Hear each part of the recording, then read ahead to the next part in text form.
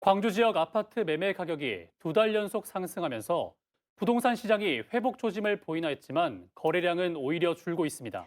대출 금리가 높은 수준을 유지하고 있는 데다 정부의 가계대출 조이기 등으로 대출 여건이 악화한 것이 영향을 미친 것으로 분석되고 있는데요. 제2의 하락기가 오는 것이 아니냐는 우려가 제기되고 있습니다. 정경원 기자입니다. 광주 서구의 한 대단지 아파트입니다. 지난 8월에는 매매 거래가 12건 이뤄졌지만 지난달에는 단 한 건에 그쳤습니다. 다른 단지들의 사정도 크게 다르지 않습니다.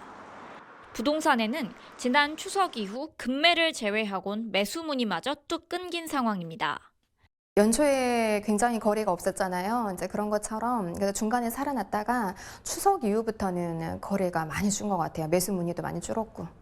지난 6월 1,400건을 웃돌았던 광주 지역 아파트 매매 건수는 지난달 1,100건대로 떨어졌습니다.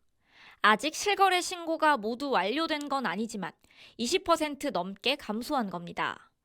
광주의 아파트 매매 가격 지수가 지난 9월 상승 전환에 2달째 상승세를 이어갔지만 거래량은 반대의 흐름을 보이고 있습니다.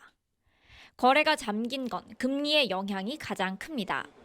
주택담보대출을 비롯한 대출 금리가 높은 수준을 유지하고 있는 데다 가계부채 급등 이후 대출 문턱도 높아졌기 때문입니다.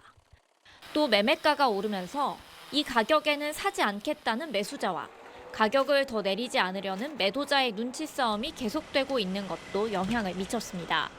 금리가 계속 고점에서 간다면 주택에 대한 가격, 호가부터 해서 조금 더 이제 소비자들이 기대하는 만큼으로 내려온다면은 지금보다는 좀 더 거래가 좀 이루어지지 않을까 생각이 듭니다. 전문가들은 미국 연방준비제도의 기준금리 인하 등 더 이상 금리가 오르지 않으리라는 명확한 시그널 없이는 부동산 경기가 쉽사리 회복되기는 어려워 보인다고 진단했습니다. KBC 정경원입니다.